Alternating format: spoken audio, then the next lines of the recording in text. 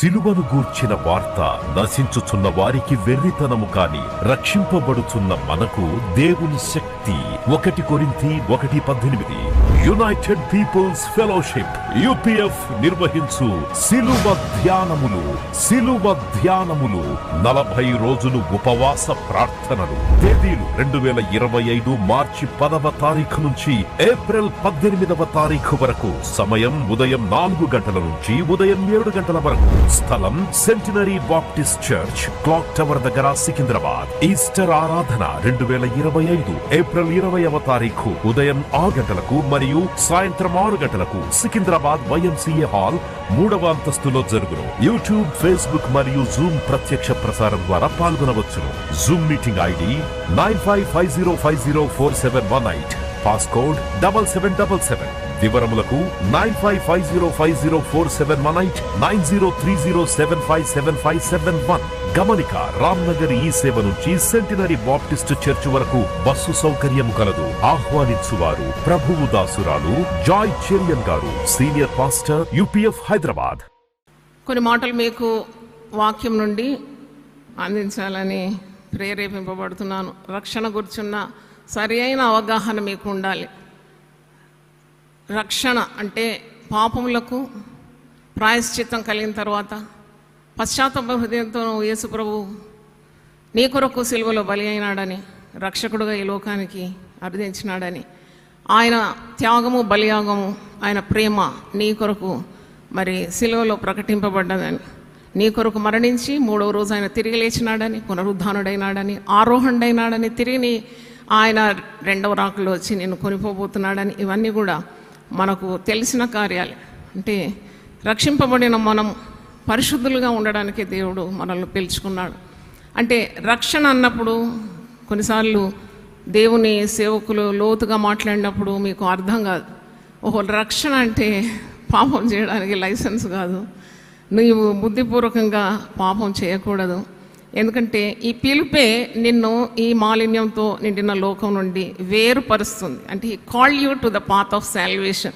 ఈ రక్షణ దారిలో యేసు ప్రభు నిన్ను పిలుచుకున్నాడంటే అదే దాని ముఖ్య ఉద్దేశం. ఈ పాపంలో కొట్టిపోకుండా, పాపం వలన వచ్చే భ్రమ చేత నీవు నశించిపోకుండా, అంటే నీ శరీరంతో నువ్వు పాపం చేయకుండా దేవుని చిత్తాన్ని ఈ లోకంలో చేయడానికి, నిన్ను నీవు భద్రపరచుకోవడానికి, మరి దేవుని యందు భయభక్తులు కలిగి చెడుతనాన్ని విసర్జించడానికి, యేసు రక్తమందు కడగబడిన నీవు మాటి మాటికి యేసు ప్రభువును సిలువగా అప్పగించకుండా, బహాటంగా ఆయనను సిలువ వేయకుండా నిన్ను నీవు భద్రపరచుకోవడం చాలా ముఖ్యం. అంటే వన్స్ ఫర్ ఆల్ నీకు రక్షణ వచ్చింది కాబట్టి నీకు ఒక లైసెన్స్ వచ్చింది, నువ్వు పడుతూ లేస్తూ ఉండడం కాదు దేవుని చిత్తం. పేరు తన పత్రికలో అంటున్నాడు, కడగబడిన పంది తిరిగి బురదలో పొర్లినట్టు, కుక్క తన వాంతికి తిరిగినట్టు మాటి మాటికి పాపం చేయడానికి ఉన్న లైసెన్స్ కాదు. పాపం మీద ప్రభుత్వం మనకు దేవుడిస్తాడు. దేవునికి స్తోత్రం. యేసు ప్రభువుని అంగీకరించిన తర్వాత నువ్వు పరిశుద్ధాత్మతో నింపబడతావు. You say no to sin. పాపం నిన్ను ప్రేరేపించిన ఆ పాపం మీద నీకు విజయం ఉంది. పాపం చేస్తూ ఉంటే ఆ పాపానికి వచ్చిన చేదు ఫలం తప్పకుండా నువ్వు అనుభవిస్తావు. గలతీ పత్రిక ఒకసారి తీయండి. గలతీ పత్రిక 6వ అధ్యాయంలో ఇలాగుంది, మోసపోకుడి, వెక్రింపబడ్డాడు దేవుడు.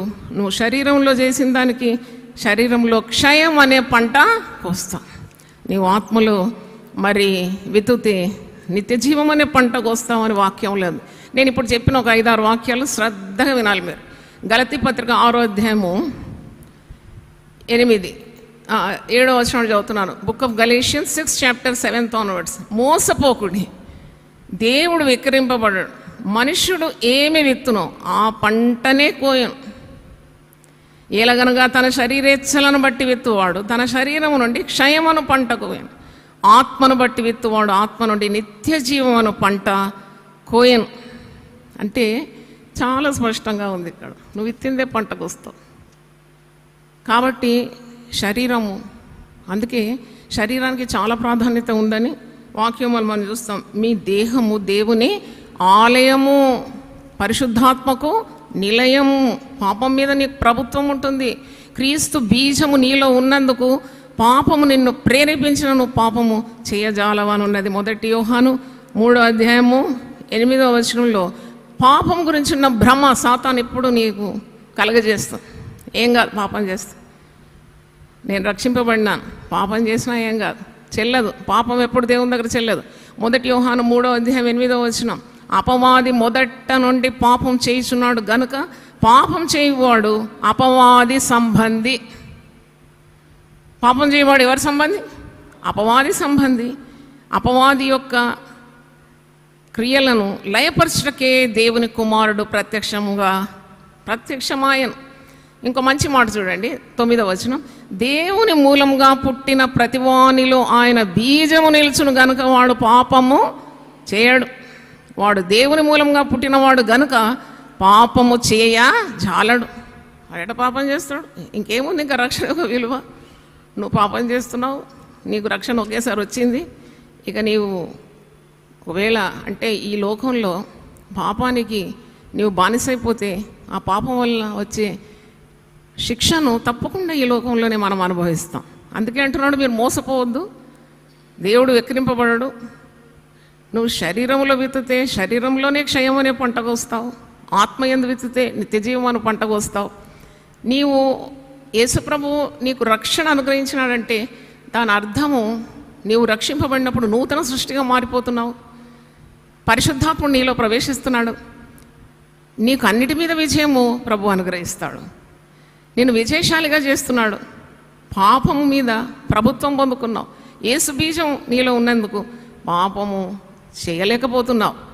మరి మాటి మాటికి నీవు పాపము చేస్తే అది దాని గురించి కూడా పౌలు హెబ్రీ పత్రిక 6 చూడండి, 4 ఒక్కసారి వెలిగింపబడి పరలోక సంబంధమైన వరమును రుచి చూచి పరిశుద్ధాత్మలో పాలివారై దేవుని దివ్యవాక్యమును రాబో యుగ సంబంధమైన శక్తుల ప్రభావం అనుభవించిన తర్వాత తప్పిపోయిన వారు తమ విషయంలో దేవుని కుమారుని మరల సిలువ వేయచ్చు బహాటంగా ఆయనను అవమానపరుచున్నారు గనుక మారు మనసు పొందినట్లు అట్టి వారిని మరల నూతన పరచుట అసాధ్యం.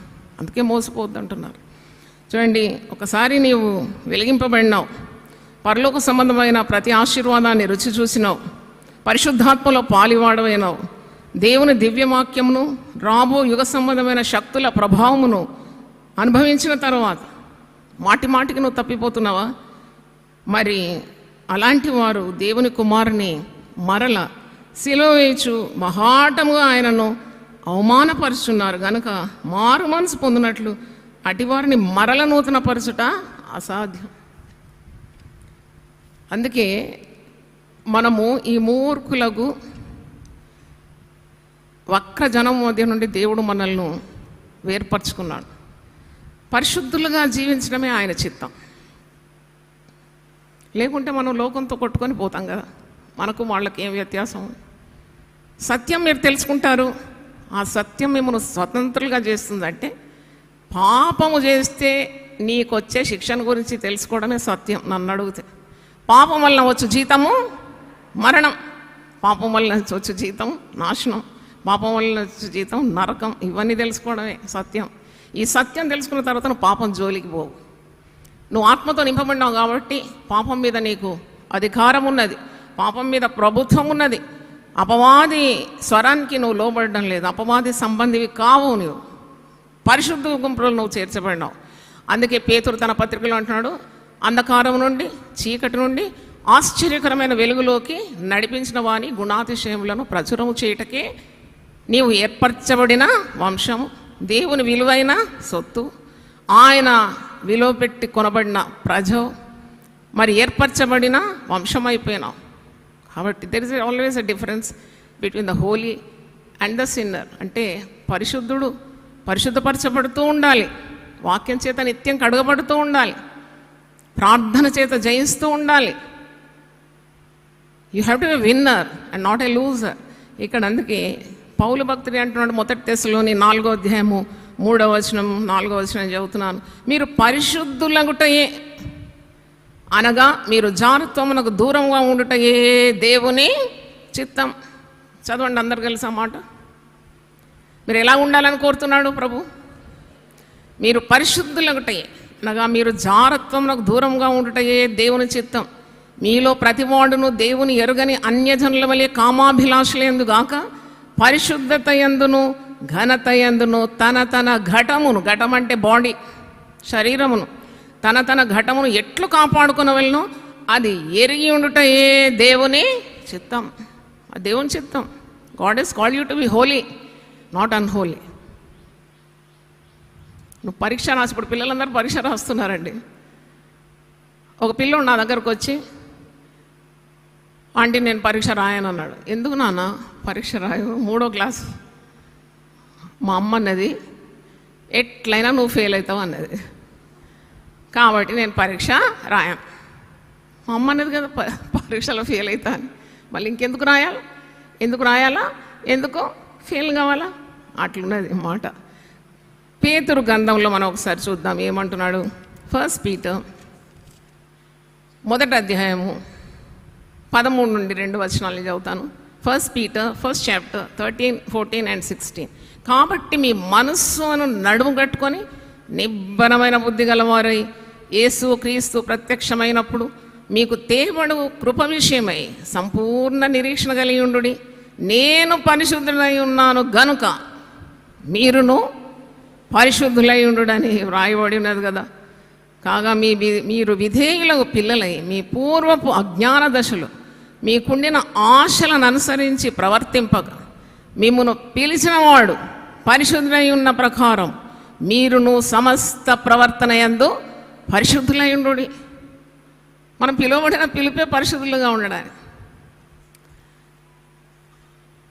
అందుకే అపరిశుద్ధమైన కార్యాలు ఎలా చేస్తావు నువ్వు అంటే దేవుని భయం లేదన్నమాట.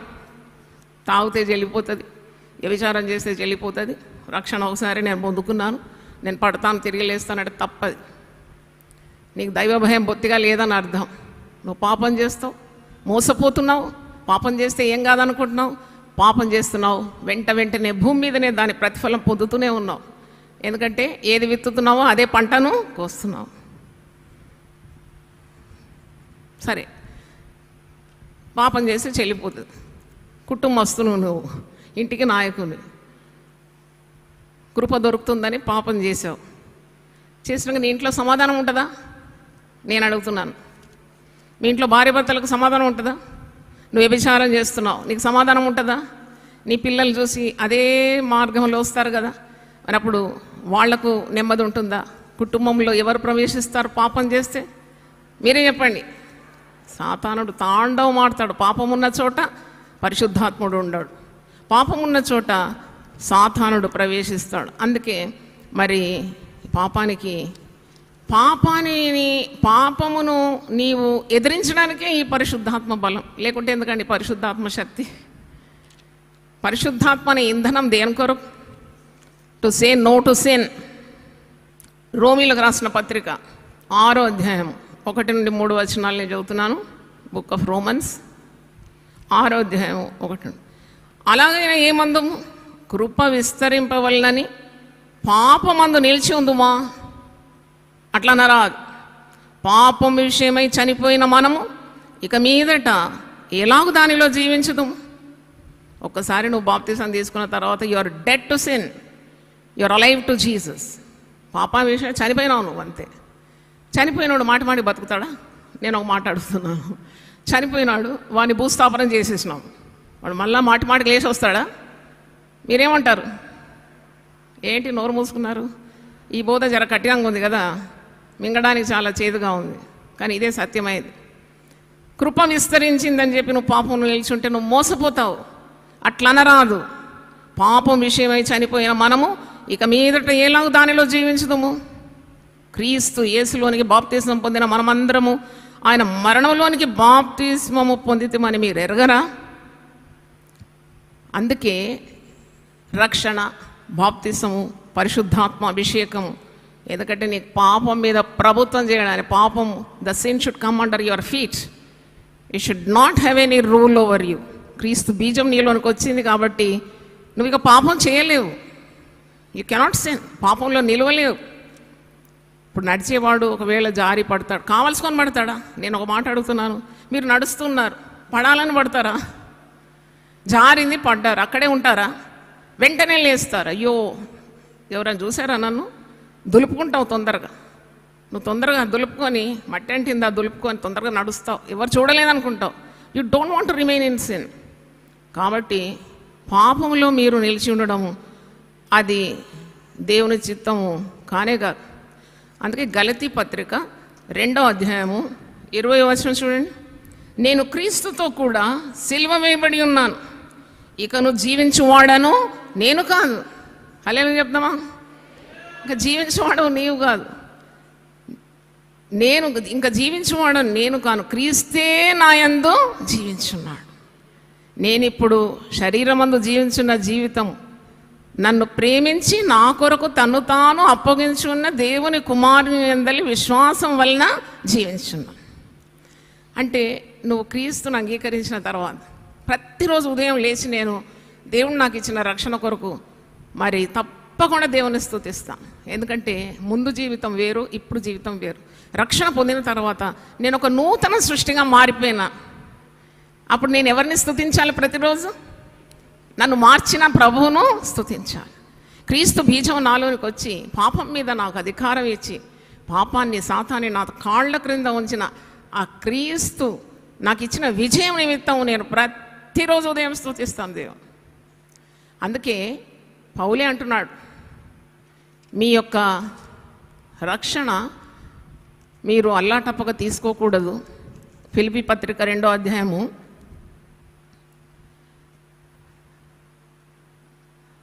12వ వచనం నేను చదువుతున్నాను.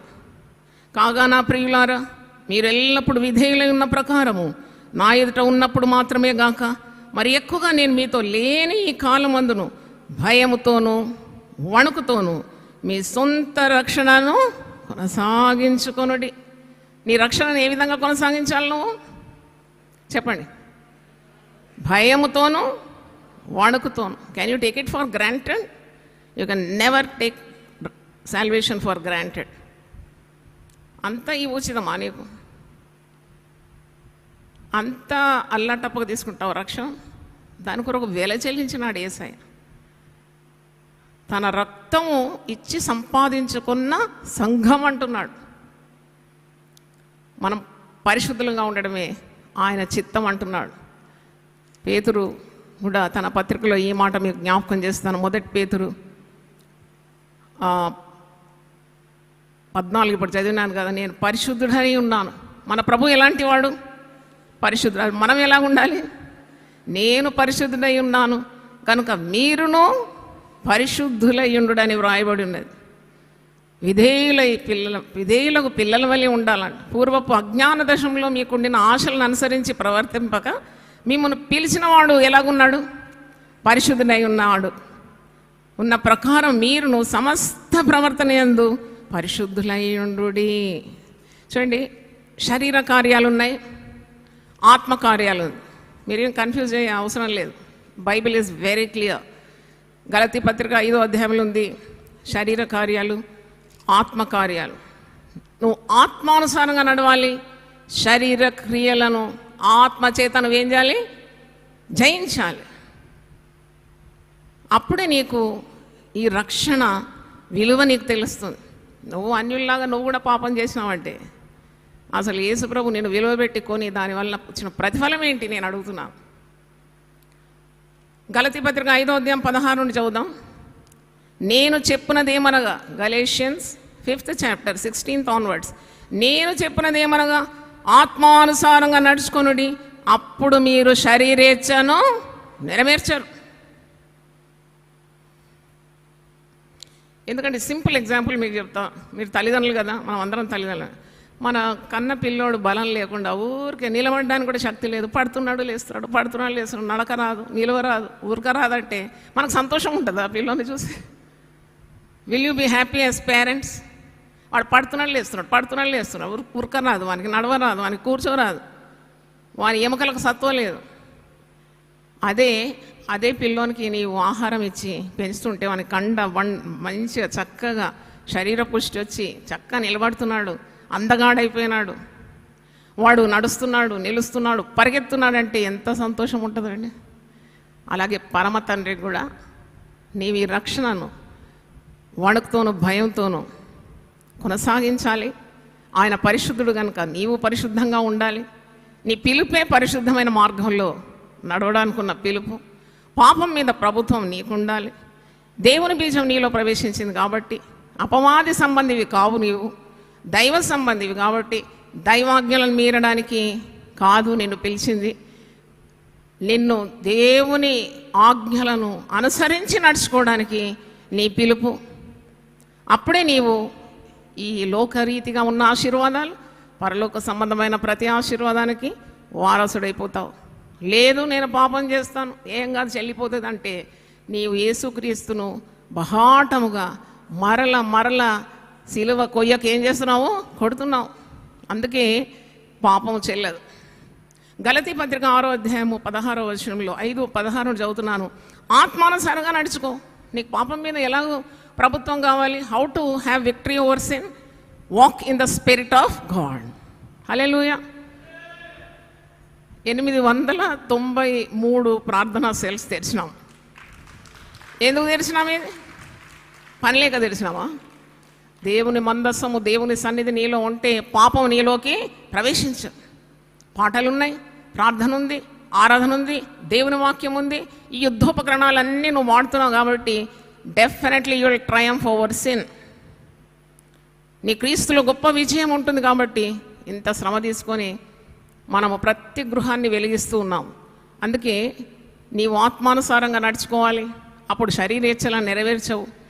ఇంకో మాట చూడండి, శరీరము ఆత్మకును, ఆత్మ శరీరముకును విరోధంగా అపేక్షించు. ఎప్పుడు ఒక ఫైటింగ్ ఉందన్నమాట. Body versus spirit. శరీరం ఒకటి అంటది, ఆత్మ ఇంకోటి అంటది.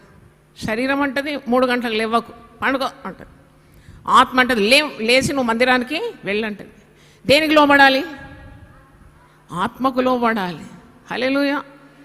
అందుకే ఒకదానికొకటి ఇది వ్యతిరేకంగా ఉన్నది కనుక మీరు ఏమి చేయనిశ్చయింతురో వాటిని చేయకుందురు. అందుకే మీరు ఎప్పుడు ఆత్మ పూర్ణులై ఉండాలి. ఎందుకు always be filled with the spirit of God అని పరిశుద్ధ గ్రంథంలో ఉందంటే, నువ్వు ఆత్మ పూర్ణురాలుగా ఉంటే నీవు వ్యభిచారం చేయవు. ఆత్మ పూర్ణునిగా ఉంటే దొంగతనం చేయవు. ఆత్మ పూర్ణునిగా ఉంటే దేవుని చిత్తాన్ని నెరవేరుస్తావు. ఆత్మ పూర్ణునిగా ఉంటే సాతాన్ని ఓడిస్తావు. ఆత్మ పూర్ణునిగా ఉంటే పాపం మీద నీకు విజయం ఉంటుంది. అర్థమైతే మాత్రం చప్పట్లు కొట్టండి. హల్లెలూయా. మీకు ఇట్లా స్ట్రిక్ట్గా చెప్తే ఇష్టం ఉండదు కదా, స్వతంత్రం ఉండాలా. మీకు ఆఖరికి మోసపోయి బోర్లో పడాలి. అలా కాదు, దేవుని వాక్యం కరెక్ట్గా అర్థం చేసుకోండి. తర్వాత శరీరం ఆత్మకును, ఆత్మ శరీరమును విరోధంగా అపేక్షించి ఒకదాన్నొకటి వ్యతిరేకంగా ఉన్నది కనుక మీరు ఏవి చేయనిశ్చింతురో వాటిని చేయకుందరు. మీరు ఆత్మ చేత నడిపింపబడిన ఎడల ధర్మశాస్త్రంలోనైన వారు కారు. శరీర కార్యాలు స్పష్టమైనవని క్లియర్గా చెప్తున్నాడు. శరీర కార్యాలు ఏవనగా చదువుదాం అందరం కలిసి. జారత్వము, అపవిత్రత, కాముకత్వము, విగ్రహారాధన, అభిచారము, ద్వేషములు, కలహములు, మత్సరములు, క్రోధములు, కక్షలు, భేదములు, విమతములు, అసూయలు, మత్తతలు, అల్లరితో కూడిన ఆటపాటలు మొదలైనవి. వీటిని గూర్చి నేను మునుపు చెప్పిన ప్రకారం ఇట్టి వాటిని చేయువారు దేవుని రాజ్యమును స్వతంత్రించుకుంటారా? దేవుని రాజ్యమును స్వతంత్రించుకొనరని మీతో స్పష్టముగా చెప్పుచున్నాను. అయితే నువ్వు ఆత్మచేత నడిపింపబడిన ఎడల ఆ ఆత్మఫలము, ఆ నవరుచులు నీలో కనబడుతుంది. ఆత్మఫలం ఏమనగా చదవండి. ప్రేమ, సంతోషము, సమాధానము, దీర్ఘశాంతము, దయాళుత్వము, మంచితనము, విశ్వాసము, సాత్వికము, ఆశానిగ్రహం. వీటి విరోధంగా ఏ నియమం లేదంట. ఇట్టి వాటికి విరోధమైన నియమం ఏదియో లేదు. క్రీస్తు యేసు సంబంధులు శరీరమును దాని ఇచ్చలతోనూ దురాశలతోనూ సిలువ వేసి ఉన్నారు. నువ్వు సిలువ వేయబడినావు, రక్షింపబడినావు అంటే యేసుతో కూడా సిలువ వేయబడినావు. పాపానికి చనిపోయినావు, క్రీస్తు కొరకు బ్రతుకుతున్నావు. ఇక జీవించేవాడు నీవు కాదు, క్రీస్తే నీ యందు జీవిస్తున్నాడు. అందుకే నువ్వు పాపం మీద విజయం పొందుతున్నావు. అదనమాట లాజిక్. హల్లెలూయా. ఇరిగి ఇరిగి నే చెడిపోతిని, దిక్కులేని వాడనేనైతిని. ఎరిగి ఎరిగి నే చెడిపోతిని, దిక్కులేని వాడనేనైతిని. చక్కా చేసిన నేత్రాలు తెరచి, గ్రక్కున నిన్ను చూడని. ఈ పాట అర్థం ఏంటంటే, నీవు తెలుసుకొని ఎరిగి ఎరిగి అన్నీ తెలుసు, కానీ పాపం మీద విజయం లేదు. ప్రతిసారి ఓడిపోతున్నావు, ఎరిగి ఎరిగి చెడిపోతున్నావు, ఆఖరికి ఏమైపోతావట నీవు.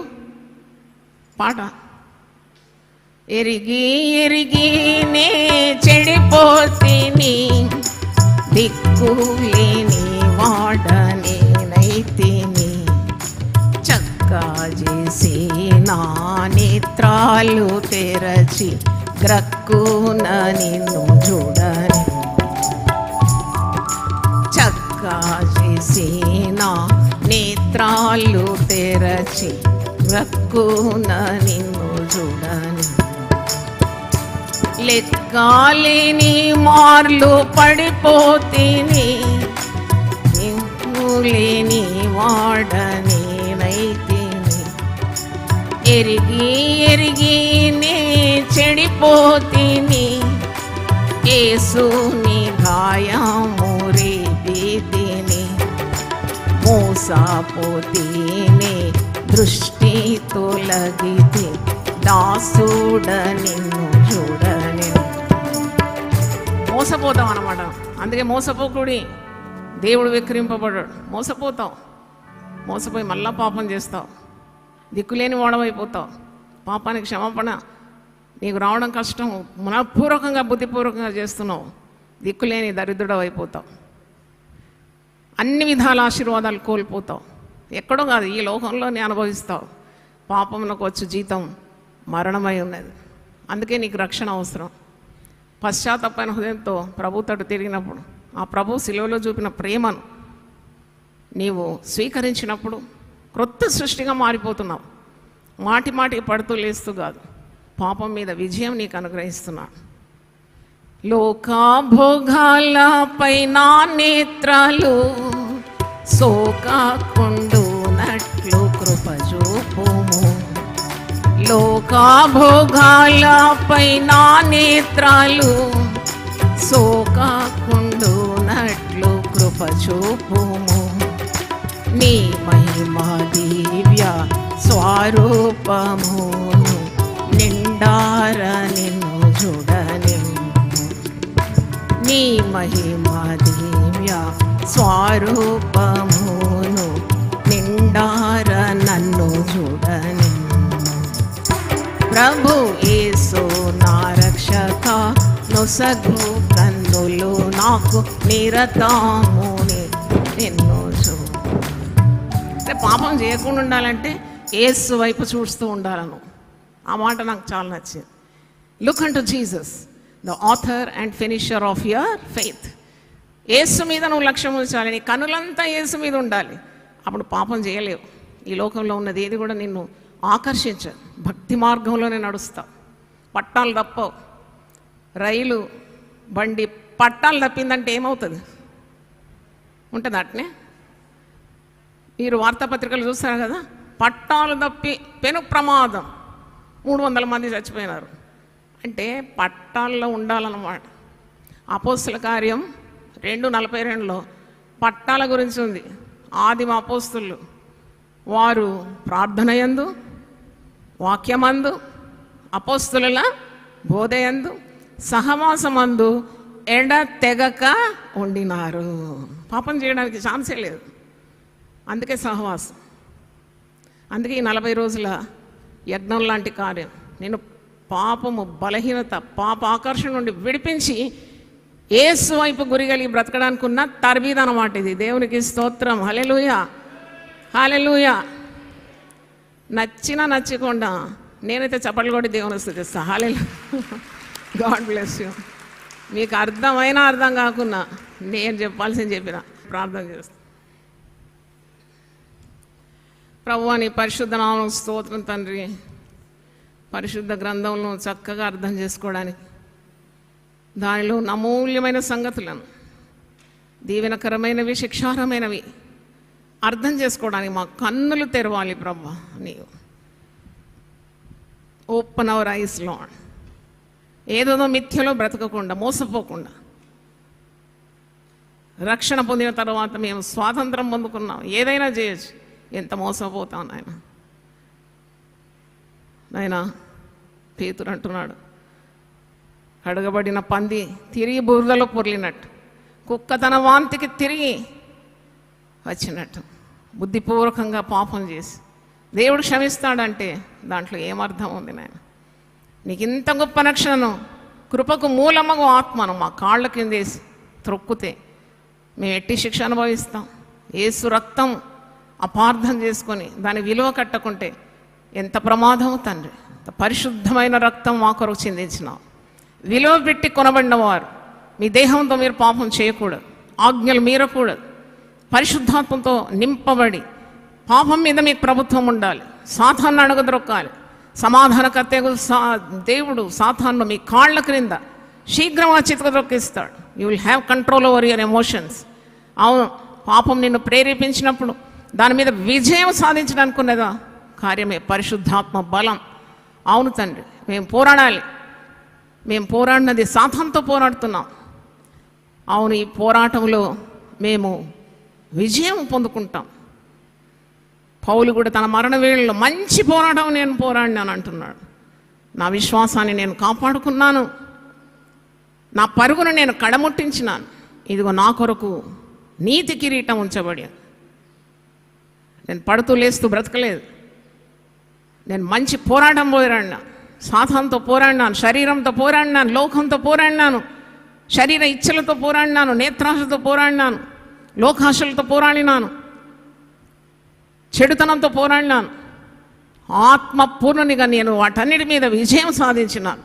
నా పరుగు నేను కడముట్టించినాను. నేను ఓడిపోలేదు, గురి యొద్దకే పరిగెత్తినాను. విశ్వాసంలో కర్తకి దాన్ని కొనసాగించేవాడైన యేసు వైపు నా నేత్రాలు పెట్టుకున్నాను. యేసు మీద నేను లక్ష్యం ఉంచినాను. కాబట్టి నేను ఓడిపోలేదు, నేను జయించినాను. నా కొరకు నీతి కిరీటం దాచబడి ఉన్నది. అంత గొప్ప మాటనే. అలాగే తండ్రి, మీరు మాకు ఇచ్చిన జీవితంలో ఈ పోరాటంలోనైనా మేము బానిసలు కాకుండా, సాతానుకు దాసోహులు కాకుండా, సాతాను మీద అధికారం మాకు ఇచ్చి ఉన్నావు. అవును, మాలో నువ్వు ఉన్నావు తండ్రి. మిమ్మను రక్షకునిగా స్వీకరించిన తర్వాత మా జీవితాలే మారిపోయింది తండ్రి. క్రీస్తు నియంత్రణలో మేము ఉన్నాం. కాబట్టి ఏ పాపానికి మా మీద ప్రభుత్వం లేదు నేను, మాకు ఓటమి లేదు. మేము జయించడానికి మరి నీ అందు జన్మించి ఉన్నాం. We are born to win Lord. కాబట్టి అట్టి విజయంలో మమ్మను మీరు ముందుకు తీసుకొని వెళ్ళమని, విజయోత్సవమైన క్రైస్తవ జీవితం మాకు దయచేయమని యేసు పరిశుద్ధ నామములో అడిగి వేడుకుంటున్నాను తండ్రి. Amen, amen. తండ్రి అయిన దేవుని ప్రేమ, యేసు క్రీస్తు కృప, పరిశుద్ధాత్మ సహవాసం మనందరితో సదాకాలం తోడుగా ఉండునుగాక. విజయోత్సవమైన జీవితం మనందరికీ దయచేయునుగాక. పరిశుద్ధాత్మ శక్తితో మనలందరినీ నింపునుగాక. హల్లెలూయా. సిలువను గూర్చిన వార్త నశించుచున్న వారికి వెర్రితనము కాని రక్షింపబడుచున్న మనకు దేవుని శక్తి. 1 కొరింథీ 1:18. యునైటెడ్ పీపుల్స్ ఫెలోషిప్ UPF నిర్వహించు సిలువ ధ్యానములు. 40 రోజులు ఉపవాస ప్రార్థనలు. తేదీలు 2025 మార్చి 10వ తారీఖు నుంచి ఏప్రిల్ 18వ తారీఖు వరకు. సమయం ఉదయం 4 గంటల నుంచి ఉదయం 7 గంటల వరకు. స్థలం centenary Baptist church, clock tower దగ్గర, సికింద్రాబాద్. ఈస్టర్ ఆరాధన 2025 ఏప్రిల్ 20వ తారీఖు ఉదయం 6 గంటలకు మరియు సాయంత్రం 6 గంటలకు సికింద్రాబాద్ YMCA హాల్ 3వ అంతస్తులో జరుగును. యూట్యూబ్, ఫేస్బుక్ మరియు జూమ్ ప్రత్యక్ష ప్రసారం ద్వారా పాల్గొనవచ్చును. Zoom meeting ID 9550504718. పాస్కోడ్ 7777. వివరములకు 9550504718, 9030757571. గమనిక, రామ్నగర్ ఈ సేవ నుంచి సెంటినరీ బాప్టిస్ట్ చర్చ్ వరకు బస్సు సౌకర్యం కలదు. ఆహ్వానించువారు ప్రభువు దాసురాలు జాయ్ చెరియన్ గారు, senior pastor, UPF Hyderabad. United people's fellowship UPF ఆదివారపు ఆరాధనలు 2025 మార్చి 2వ తారీఖు నుండి ప్రభాత ఆరాధన ఉదయం 6 గంటల నుండి 9 గంటల వరకు, సాయంకాల ఆరాధన సాయంత్రం 6 గంటల నుండి రాత్రి 9 గంటల వరకు. స్థలం క్లాక్ టవర్ గార్డెన్ రెస్టారెంట్ పక్కన, సికింద్రాబాద్ YMCA హాల్ 3వ అంతస్తులో జరుగును. Also live on Facebook, Insta and YouTube. Zoom ID 9550504718, code 7777. Digital service ఉదయం 6 గంటలకు మరియు సాయంత్రం 6 గంటలకు రామ్నగర్ లోని UPF ఆలయమునందు జరుగును. వివరములకు 9550504718, 9030757571. ప్రేమతో మేము ఆహ్వానించువారు Joy Cherian, founder, president and senior pastor, united people's fellowship UPF. అందరూ ఆహ్వానితులే.